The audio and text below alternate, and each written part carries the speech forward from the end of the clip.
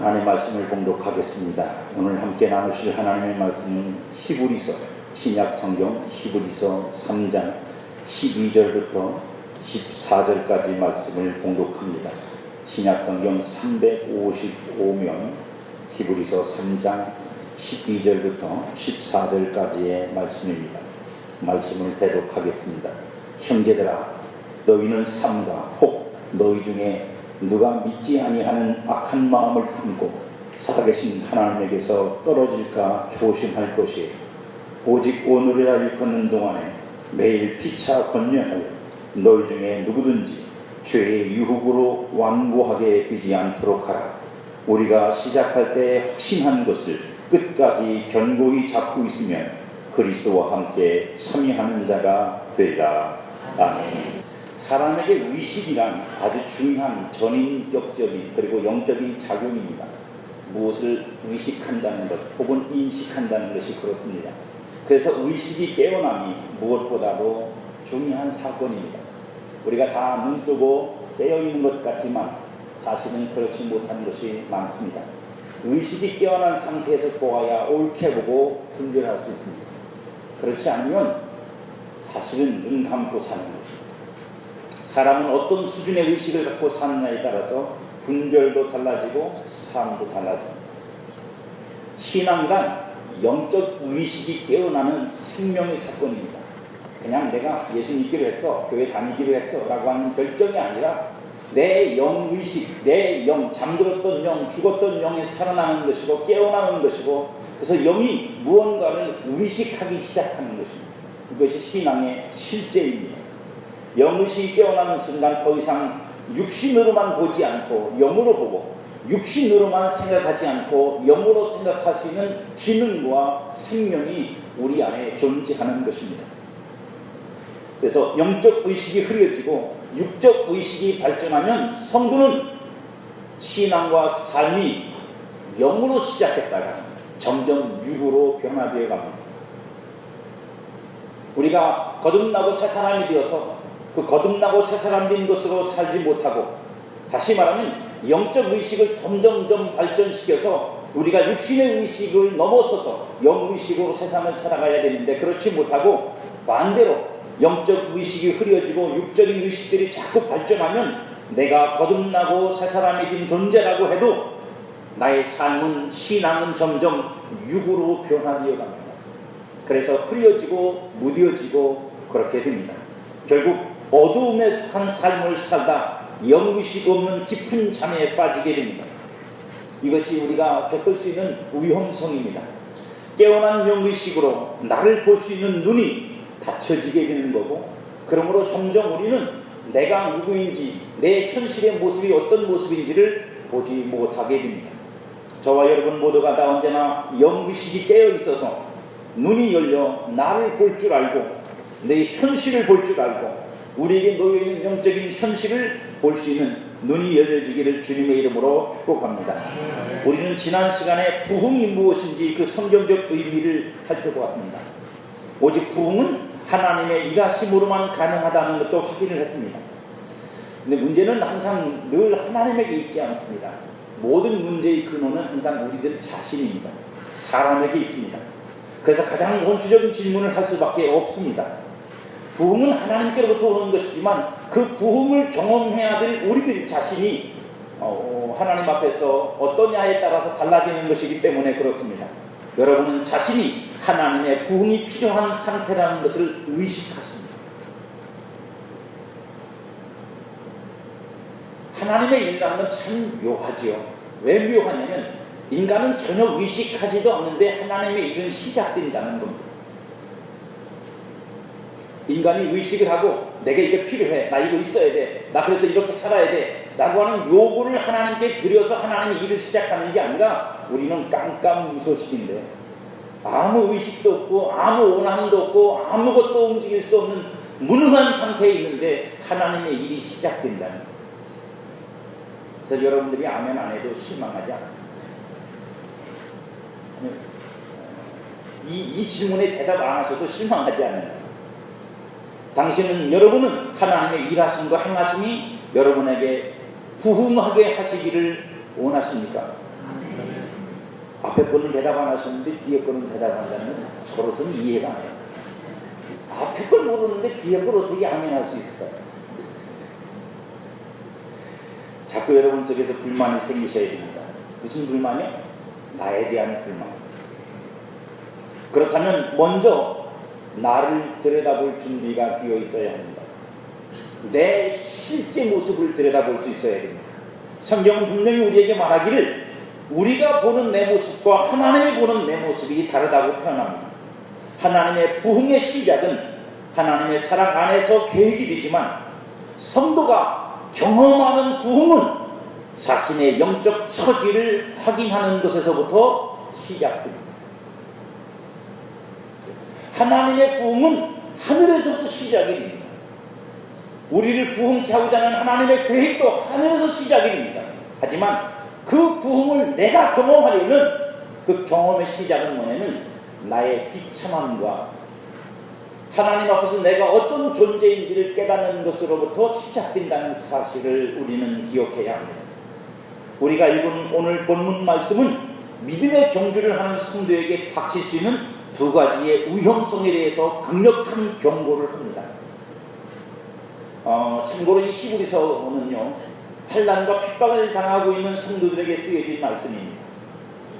그래서 우리가 잘 아는 히브리서 11장에 나와 있는 믿음에 대한 모든 내용들은 현실을 환난 속에서 살고 있는 그들, 핍박 속에서 살고 있는 성도들에게 너희의 믿음의 손주들도 이렇게 믿음을 지키고 이렇게 믿음으로 살았으므로 너희도 그 믿음에서 떨어지지 말라고 경고하고 있는 말씀들입니다.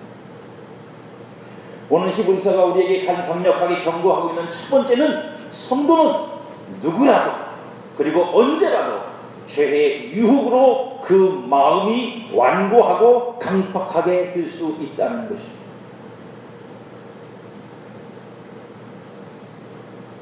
우리가 성도라고 늘 천국을 누리는 것이 아니고 성도라고 늘 사랑으로 충만한 것이 아니라 죄의 유혹을 받으며 죄가 그 사람의 마음과 삶을 지배하면 그리고 그가 끊임없이 죄의 유혹으로 세상을 향하고 있다면 그의 마음은 점점 완고하고 강팍하게 되어서 나중에는 완악하게 되어버린다는 사실이고 이미 그런 상태로 굳어져 가고 있는 성도들은 수도 없이 많습니다.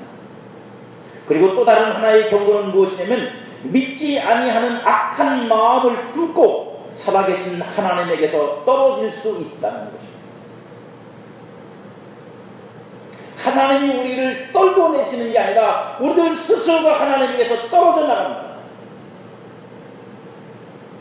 믿지 않는 악한 마음을 품고 하나님에게서 스스로 떨어져 나가는 것입니다. 왜 이런 강력한 경고가 성도에게 주어집니까? 그 이유가 무엇 때문일까요? 성도는 하나님의 사랑과 은혜를 통해 세움을 입고 모든 신령한 복을 받았음에도 불구하고 인간은 그 마음에 하나님을 떠나려는 경향이 언제나도 작용하고 있기 때문에 여러분한테 재미있는 뉴스가 아니지 사실은 뉴스라 그러면 큰일 납니다. 재미있는 이야기를 해드릴까요? 요즘에 막바지 휴가철이라 지금 오늘도 휴가 가신 분들이 휴가 가서 주일 때 먹으면 너무 재밌죠. 너무 재밌죠, 여러분. 왜 얼굴 색깔을 변하고 그러세요? 안 그렇죠? 얼마나 재밌고 신나요. 마치 짐을 벗어던지는 것 같지 않습니까?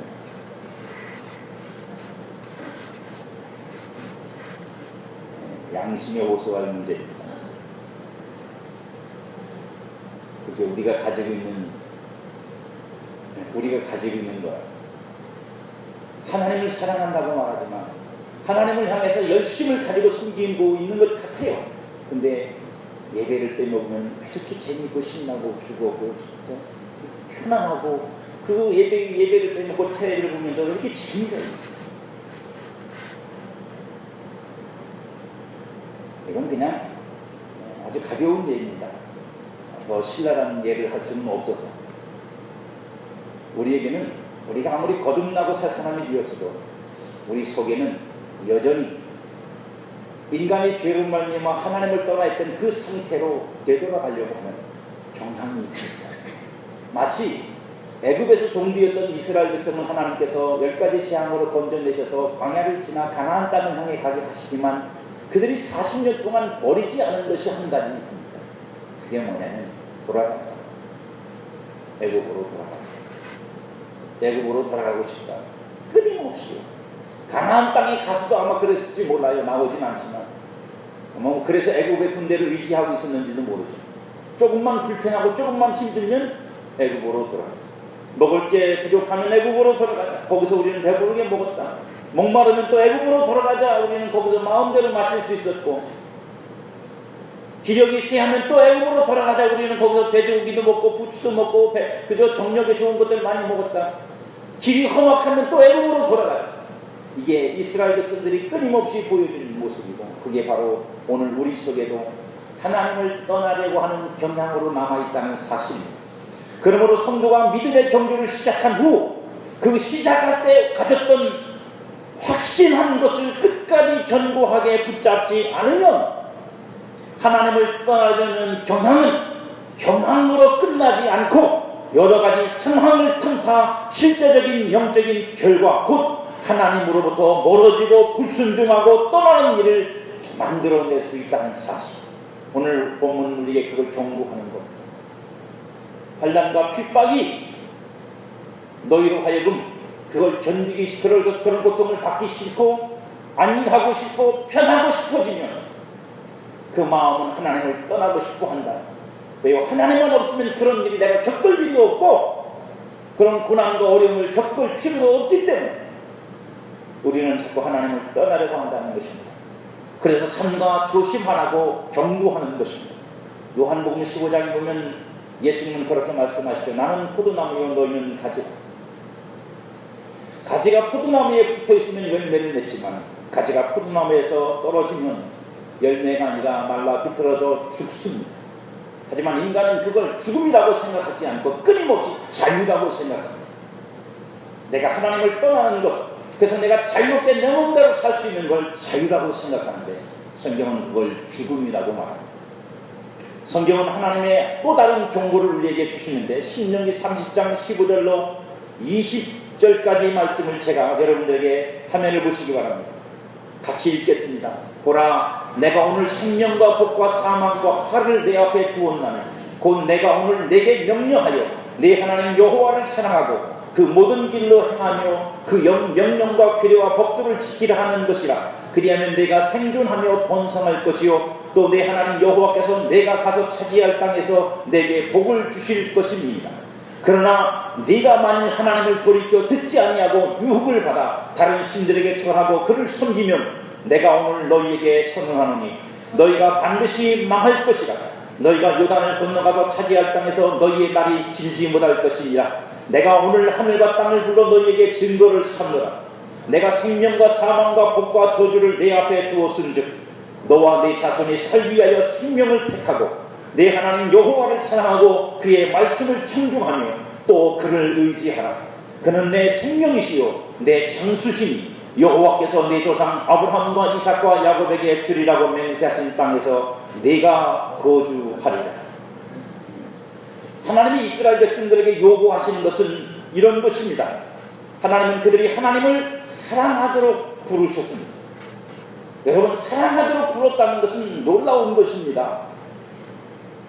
왜 놀라운 것이냐면 내가 누군가를 나와 함께 마음을 주고받고 사랑을 나누는 대상으로 불렀다는 것은 그를 나와 동등하게 취급하겠다는 뜻입니다.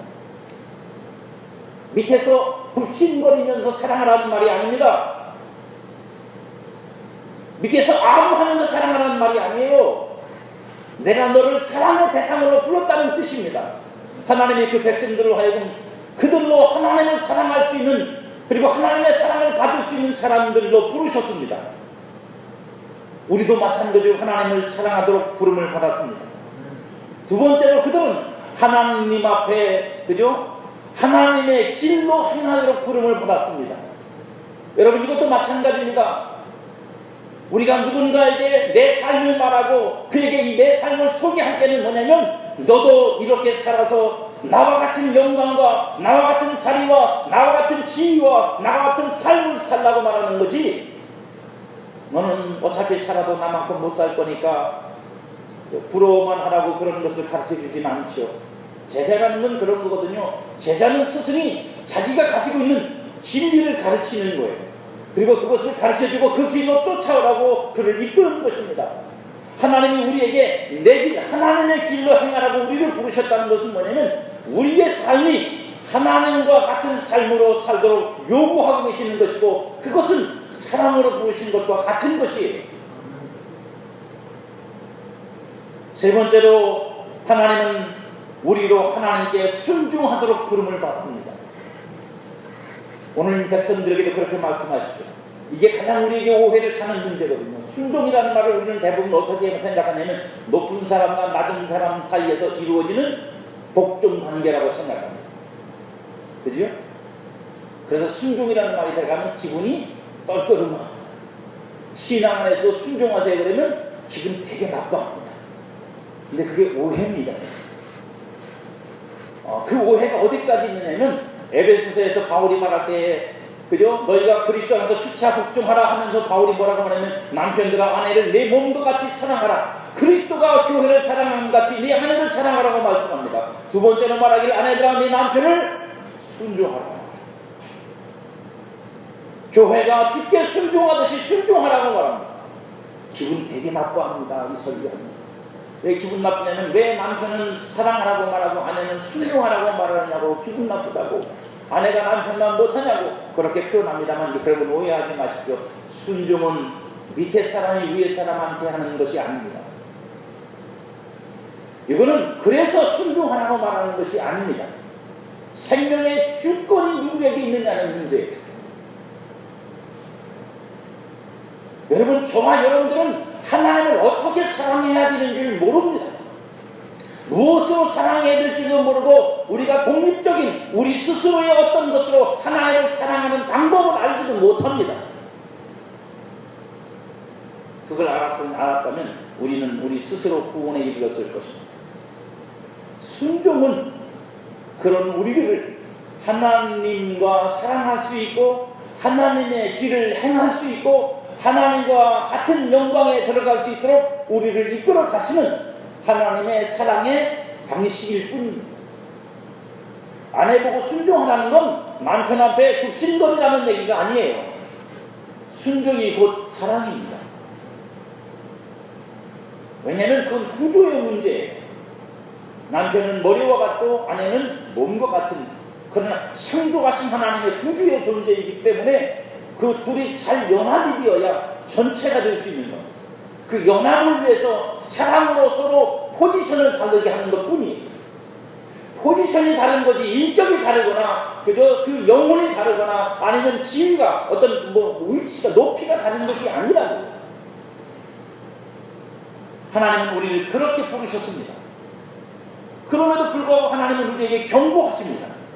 내가 너희를 그렇게 불렀지만 그렇게 내 곁에 너희를 두기를 원하지만 그러나 너희에게 이럴 수 있는 가능성이 있다. 그게 뭐냐? 너희의 마음이 내게서 돌아서 나를 떠날 수 있다.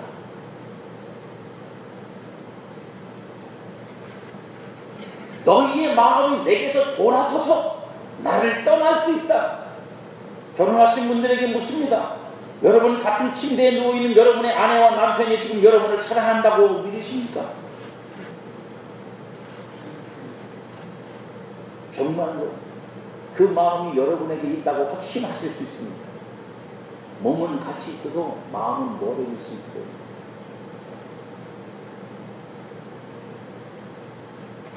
지금 여기 예배 자리에 있어도 마음은 딴 데 가 있을 수 있어요. 그게 시작이에요. 우리가 하나님에게서 떨어져 나가는 하나님에게서 멀어지는 시작이 뭐냐면 내 마음에 그렇게 하나님을 떠나려는 경향을 자꾸 발동시킬 때 그거를 방관하는 것이에요. 방치하는 거예요. 내버려 두는 거예요. 나가든 말든. 거기서부터 하나님으로부터 멀어짐이 시작됩니다.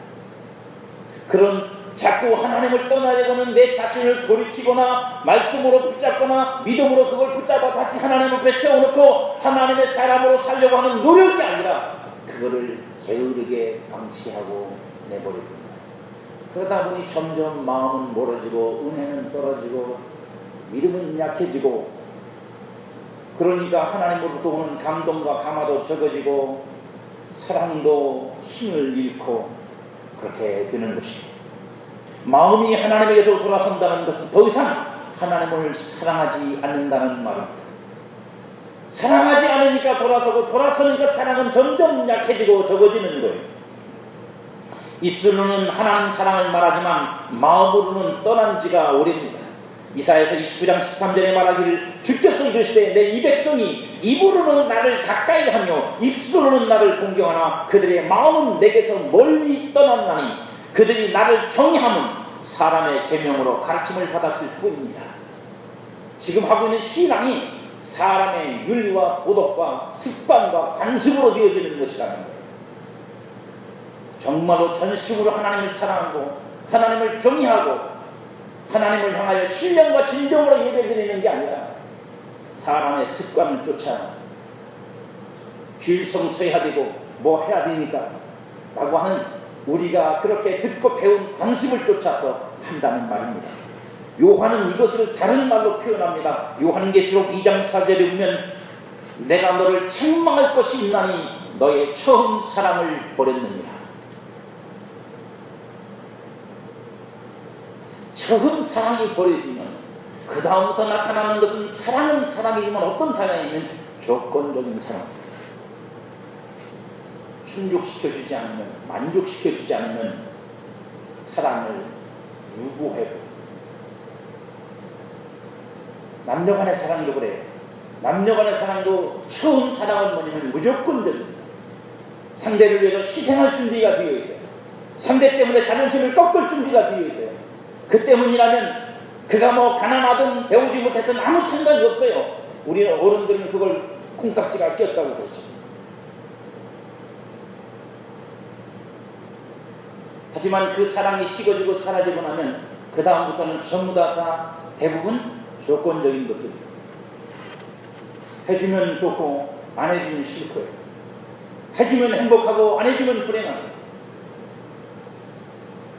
우리는 어쩌면 그것을 현실적인 사랑이라고 받아들이고 사는지도 모릅니다. 그래서 콩깍지가 낀 젊은 청년들 보고 그렇게 말하죠. 네가 아직 눈을 못 떠서 그렇다. 뭐가 눈 뜨고 있는 건지는 저는 사실 아직도 모르겠습니다. 세상의 가치를 우리가 말하는 건지 사랑의 진정한 가치를 가지고 말하는 건지 하나님을 향한 처음 사랑을 잃어버리면 우리도 우리의 신앙이 변해갑니다. 하나님에 대한 처음 사랑이 우리에게서 떠나버리면 그 마음에서부터 우리가 돌이켜버리면 우리도 끊임없이 하나님 앞에 사랑을 말하지만 그 사랑은 순결하지 않고 순수하지 않고 순전하지 않습니다. 그 앞에 항상 붙는 것이 있습니다. 하나님이 복 주시면, 하나님이 성공하게 해주시면, 하나님이 형통하게 해주시면, 하나님이 도와주시면 때묻고 더럽혀지고 찢기고 상한 사람입니다. 우리가 하나님을 그 마음으로부터 떠날 때 나타나는 증거로 하나님은 우리에게 두 가지를 말씀하십니다. 그 첫 번째가 뭐냐면 하나님의 명령에 순종하지 않는다는 것입니다. 앞에서 말씀드렸죠? 순종이 어떤 의미라고? 순종과 사랑은 나누어질 수 없는 동전의 앞면과 뒷면 같은 것입니다. 하나님의 편에서는 사랑이라고 말하고 우리 편에서는 순종이라고 말하는 게 이거예요. 그러니까 하나입니다.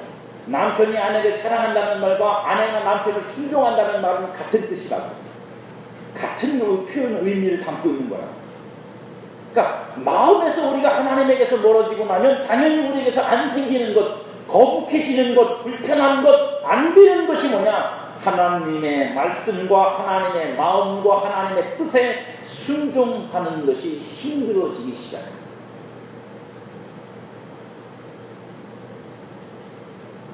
그래서 이걸 뒤집어 놓고 말하면 하나님의 말씀에 순종이 잘 되지 않고 내 생각이 자꾸 들고 내 마음의 어떤 것들이 자꾸 그 순종을 거절하고 있다면, 그래서 나를 정당화시키고 있다면 그는 하나님에게 사랑을 잃어버리고 있는 것입니다. 요한복음 14장 15절에 너희가 나를 사랑하면 나의 계명을 지키리라. 계명을 지키는 앞에서의 조건이 뭐냐? 사랑하면입니다. 그러니까 계명은 여러분 그냥 율법처럼 지켜 그래서 지켜지는 게 아니라 사랑의 관계 속에서 이루어지는 것이에요. 사랑의 관계가 만들어내는 결과라고요. 또 21절에서 말씀하시기를 나의 계명을 지키는 자라야 나를 사랑하는 자니 나를 사랑하는 자는 내 아버지께 사랑을 받을 것이요 나도 그를 사랑하여 그에게 나를 나타내리라. 계명과 사랑이 하나로 연결되어 있다고요. 여기서 말하는 계명은 우리가 순종해야 될 일입니다. 순종해야 될 것이라고요. 순종할 것과 사랑하는 것이 같은 거예요. 사랑하면 순종하는 거고 순종하고 있다는 것은 내가 주를 사랑하기 때문에 가능한 것이라는 것입니다. 하나님을 사랑하는 것과 하나님을 순종하는 것은 별개의 문제가 아닙니다. 그것은 우리의 마음에서 하나입니다. 그렇기 때문에 사랑하는 자가 순종하는 것이고 순종하지 않는다는 것은 더 이상 사랑하지 않는다는 뜻인 것이에요. 여기에 우리는 다른 여러 가지 말로 변명할 말도 많고 덧붙일 말도 많지만 그건 우리의 사사로운 생각이고 세상의 가치일 뿐입니다. 마음이 하나님에게서 돌아서고 떠났으니 하나님을 더 이상 순종할 이유가 없어져요. 아니 누가 순종하지 말라고 가르치는 게 아니라 내 안에서 점점 순종할 이유가 없어져요. 왜요? 순종하지 않아도 무덤덤해지니까. 순종하지 않아도 그것이 내 가슴을 떨리게 만들지 않으니까. 순종하지 않아도 내 영혼이 그것 때문에 고통스럽지 않으니까. 편하게 쉽게 한 번쯤이야 두 번쯤이야 이런 것쯤이야. 심지어는 내가 이렇게 하고 나중에 가서 기도하고 하면 되겠지만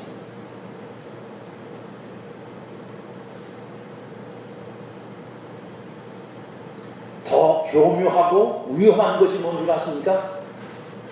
죄송합니다. 여러분한테 이런 표현을 써서 제 자신을 행해서 하는 말이에요. 지가 선별적으로 선택해서 순종을 하기 시작합니다. 하나님 머리 꼭대기 위에 앉아있어요.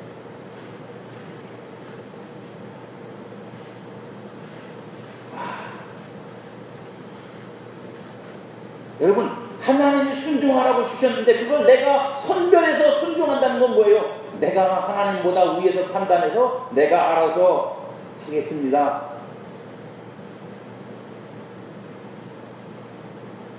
하는 것과 같은 거예요. 그 일로 우리 앞에 모범이 되었던 사람이 사울왕이잖아요. 아말렉과 전쟁하라는 건 순종했지만 나머지는 자기가 알아서 선택했어요. 불순종하는 일. 그래서 그는 하나님 앞에 버림을 받았습니다. 하나님은 선택적인 순종을 온전한 순종이라고 보질 않으세요. 불순종이라고 말씀하세요. 하나님은 사울왕에게 너 70%는 순종하고 30% 순종 안 했으니까 30% 벌을 받으라고 말씀하신 적도 없어요. 불순종했으니까 내가 너를 버리리라.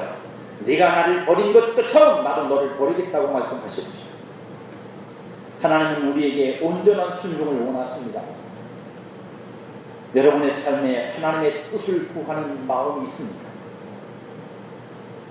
여러분의 마음으로 그 하나님의 뜻을 구하다가 깨달아지고 알아지고 믿어지고 배워진 것들이 내가 이제 이걸 따라 살아야 되겠다라고 하는 삶의 순종을 가지고 사십니다. 순종의 강도가 약해지고 순종의 영이 여러분의 마음을 온전한 순종으로 이끌고 계십니다. 그렇다면 그것이 되지 않는다면 나는 이미 하나님에게서 마음이 멀어지고 있는 겁니다. 하나님만이 나의 생명이시라는 진리를 버린 거예요. 하나님만이 유일한 내 생명이고 내 사랑이어야 내가 그분께 순종해야 될 이유가 있는 건데 그분이 내 유일한 생명이 아니고 사랑의 대상이 아니기 때문에 사랑할 또 다른 것이 있고 내 생명과 같이 여길 만한 것이 또 내게 있으므로 하나님에게 굳이 내 순종의 모든 것을 바칠 이유가 없는 거예요. 그것이 아니어도 나를 만족시키고 나를 즐겁게 하고 나를 재밌게 해줄 만한 것들이 많이 있습니다. 그렇게 마음은 멀어집니다. 그러니 순종이 사랑이라는 것을 알지 못하는 거예요. 순종이 사랑이라는 걸 알지 못하고 사랑은 오히려 방종으로 여기는 거예요. 내 마음대로 해도 되는 거, 내가 언제든지 하나님 사랑하면 되는 거라고 생각합니다. 그게 착각. 언제라도 하나님 사랑할 수 없어요. 죄송합니다. 혹시 마음이 멀어진 것 때문에 괴로워하는 영혼들이 있습니까? 그들은 알 겁니다. 내가 하나님 사랑하고 싶어도 안 된다는 거. 이제 하나님 사랑하려고 마음을 어떻게 일으켜보고 부부시켜보려고 날개를 쳐도 안 된다는 거. 그게 여러분 내가 선택해서 되는 문제가, 내가 하고 싶다고 되는 게 아니라고요.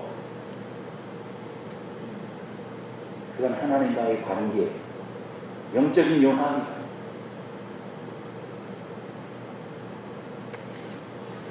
그러니 순종이 사랑이라는 것을 알지 못합니다. 하나님을 사랑하는 마음을 잃어버린 거예요. 왜요? 마음이 멀어진 마음. 이것이 하나님이 우리에게 주는, 우리가 하나님을 떠난 마음의 첫 번째 결과, 불순종. 순종이 어려워집니다. 순종하지 않으려고 하고 선택적으로 순종하려고 하고, 그리고는 불순종해 놓고도 자기가 그것을 얼마든지 많이 할 수 있다고 생각하는 착각 속에 빠졌습니다. 마음이 하나님을 떠난 두 번째 증거는, 하나님을 떠난 마음은 하나님을 대신할 것들로 향한다는 것입니다. 세상에 여러분 그런 말이 있는 걸 아십니까? 사랑의 상처는 사랑으로 치유한다. 하나님을 떠나면서 여러분 인간은 뭘 추구하느냐면 하나님의 빈자리에 다른 걸 채우려고 합니다. 하나님을 잃어버린 마음에 다른 걸 채워서 자기의 행복을 지키려고 합니다. 그 쾌락을 지키려고 하고 즐거움을 지키려고 하고, 하나님으로부터 나오는 것이 아니어도 나를 즐겁게만 하고 나를 만족시킬 수 있고 나를 행복하게만 한다면 족하는 거예요. 이제 쾌락을 치는 거죠. 이제 에레미야 선지자를 통해서 하나님은 말씀하세요. 에레미야 2장 11절 보면, 어느 나라가 그들의 신들을 신아닌 것과 바꾼 일이 있느냐? 그러나 나의 백성은 그의 영광을 무익한 것과 바꾸었도다. 너 하늘아, 이 일로 말미암아 놀랄지어다. 심히 떨지어다. 두려워할지어다. 여호와의 말씀이니라. 내 백성이 두 가지 악을 행하였나니 곧 그들이 생수에 근원되는 나를 버린 것과 스스로 웅덩이를 판 것인데, 그것은 그 물을 가두지 못할 터진 웅덩이들이니라. 우리의 마음은 하나님을 떠나는 순간 생수의 근원인 하나님을 대체할 나의 웅덩이를 판다고 말씀합니다. 생수는 끊임없이 밑에서 솟아오르는 것입니다. 성도에게 필요한 것은 하나님의 근원 되심입니다. 하나님은 성도의 모든 근원이에요. 생명의 근원일 뿐 아니라, 생명이라는 말은 그런 뜻이죠. 모든 것의 근본이라는 겁니다. 하나님은 우리에게 생수를 공급하시죠. 그 생수는 단순히 물만이 아닙니다. 우리의 모든 것에 필요한 것들을 우리에게 공급하신다는 말씀입니다. 그 마음에서 하나님을 떠난 사람은 하나님이 공급하시던 생수를 얻을 수 없으므로, 그가 더 이상 자기 안에서 그것을 얻을 수 없다는 사실을 알게 됨으로 인하여 그는 다른 방식으로 그것을 얻으려고 시도를 합니다. 그러니까 이제 하나님이 아니라 뭐예요? 내가 지금 기쁘냐 안 기쁘냐가 중심이 되는 거예요. 하나님이 아니라 내가 편안하냐 안 편안하냐가 중심이 되는 거예요. 하나님이 아니라 내가 지금 행복하냐 안 행복하냐가 중요한 거예요. 이렇게 갔으면 이미 하나님에게서 떠나간 거예요. 그에게 하나님은 없습니다. 뭐만 있죠? 기쁘냐 평안하냐 행복하냐만 있지 하나님이 없어요. 하나님이 있어도 안 기쁠 수 있어요. 여러분 성경이 맨날 기쁜 일만 나오는가요? 하나님 잘 믿는 사람도 환난이 있고 고난이 있고 고통도 있고 좌절도 있고 절망도 있어요. 그러나 우리가 그 하나님을 버리고 우리 안에서 하나님 대신에 채우려고 하는 것들을 찾기 시작하면 이제 하나님이 중요한 게 아니고 신이 중요한 게 아니고 그것을 내게 줄 존재가 누구라도 세상이든 마귀든 상관없어요. 그걸 내게 주면 나는 행복하고 만족하고 나는 된 거라고 생각하는 그 생각이 우리가 가지는 생각이 된다는 사실. 하나님은 성도에게 필요한 근거지만 우리가 그 근거가 아닌 그 결과, 열매만을 취하기 시작하면 이미 우리는 하나님께서 멀어진 겁니다.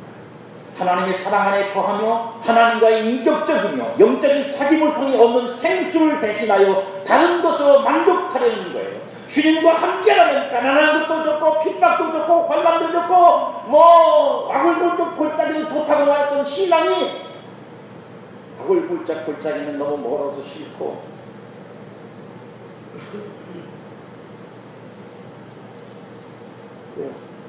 그 고백들이 다 뭔데요? 환경도 아니고 조건도 아니고 뭐가 우선이라는 거예요? 하나님이 우선이라는 고백이에요. 근데 그 고백이 사라진다고요. 그 고백이 사라지고 뭐가 앞선다고요? 하나님 형통케 해주시면 복 주시면 하나님께서 뭐 해주시면 그러면 왜요? 그게 내게 더 커진 거예요. 그게 여러분 내 마음에 하나님께 멀어진 뜻이라는 거, 사실이라는 거예요. 하나님을 대체하려는 시도가 다양하고 그 종류도 다양해서 일일이 다 말할 수는 없지만 한 가지 분명한 것은 그 모든 시도는 하나님의 말씀에 터진 웅덩이랍니다. 웅덩이는 웅덩이인데 터졌다고요. 물이 고일 수 없고 채워질 수 없다고요. 물이 문제가 아니라 뭐가 문제라고요? 웅덩이가 터졌다고요. 우리가 그 안에서 아무리 신앙을 동원해서 하나님 앞에 그걸 채우려고 해도 터져서 안 채워진다. 뭐까지도요? 신앙까지도요. 세상적이고 인간적인 방법만이 아니라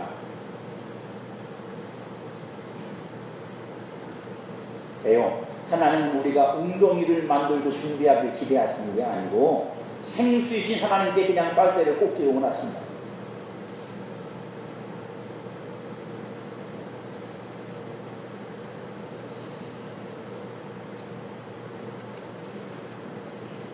그러니 신앙으로 열심을 내도 풍성하고 충만하게 할 수 없습니다. 곤방 메마르고 건조하고 목마르죠. 그러니 계속해서 우물을 파야 하고 물을 만들려고 노력해야 하고 수고하고 짐을 져야 합니다. 그러면서도 참 만족은 얻지 못합니다. 왜냐하면 오직 하나님만이 성도의 생명이시기 때문에. 성도는 생명의 근원이신 하나님께로 돌아가야만 살 수 있어요. 웅덩이를 파는 게 아니라 하나님께로 가야 하나님을 붙잡아야 되고 하나님 앞에서 직접 받아서 살아야 돼요. 만일 우리의 마음에서 하나님이 멀고 전심으로 하나님을 사랑할 수 없으며 하나님께 드리던 순종이 어려워지고 하나님이 아닌 다른 것에 만족을 찾으려 자신의 우물을 파고 있다면, 아니 신앙에서조차도 그것을 얻을 수 없는 상태라면 그것은 바로 내가 지금 하나님의 부흥이 필요한 존재라는 것을 증명하는 것입니다. 나는 지금 하나님의 부흥이 필요합니다. 그걸 깨달아야 돼.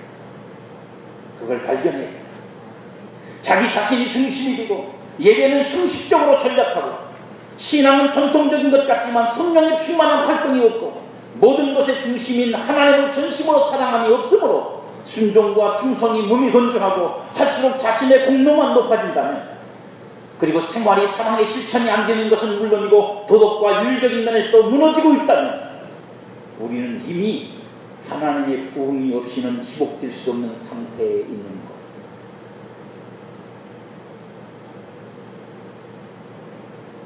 안타깝게도 우리의 육신은 이 영적인 실태를 이해하지도 못하고 그런 내 자신을 부흥시키려고 노력하지도 않습니다. 육신은 여전히 자신의 즐거움만 쫓고 그 즐거움이 충족되기만 하면 행복한 줄.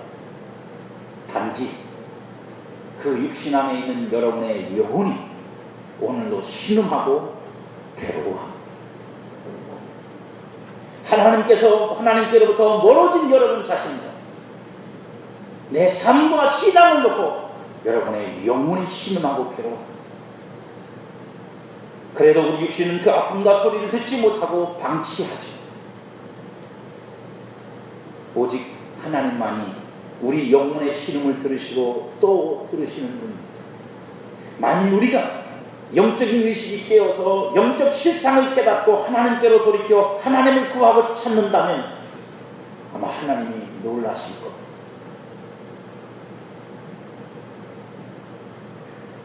근데 사실 그것은 하나님의 은혜가 아니면 불가능합니다.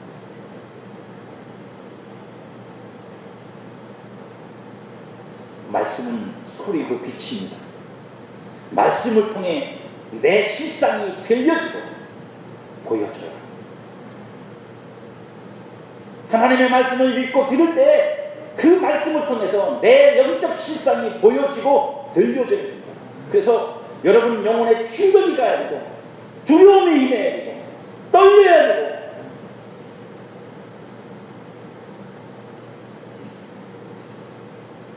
우리의 심령에서 들려지고 밝혀지고 듣고 보고 깨달아 나를 하나님께로 돌이킬 수는 스스로 돌이킬 수는 없지만 하나님께로 방향을 보이는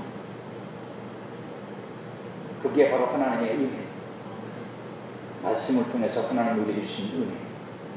오늘도 주님은 우리에게 경고하십니다. 네 마음이 강박하고 완악해지는 것을 방치하거나 방관하지 마라. 네 마음이 악심이 자라 하나님에게서 멀어지고 점점 떨어져 나가는 것을 두려워하여 네 마음에 나를 대신하는 것들이 많아지는 것을 두려워하여 나를 전심으로 사랑할 수 없게 되는 네 마음을 두려워하라. 만일 이런 하나님의 경고가 지금 나에게 실제가 되었다면 하나님은 오늘 우리에게 이렇게 말씀하십니다. 역대하 7장 14절에 이른 것처럼 내 이름으로 일컫는 내 백성이 그들의 악한 길에서 떠나 스스로 낮추고 기도하여 내 얼굴을 찾으면 내가 하늘에서 듣고 그들의 죄를 사하고 그들의 땅을 고칠지. 이런 하나님 앞에서의 돌이킴이 나를 보고 깨달은, 그래서 하나님을 구한 저와 여러분에게 있기를 축복합니다.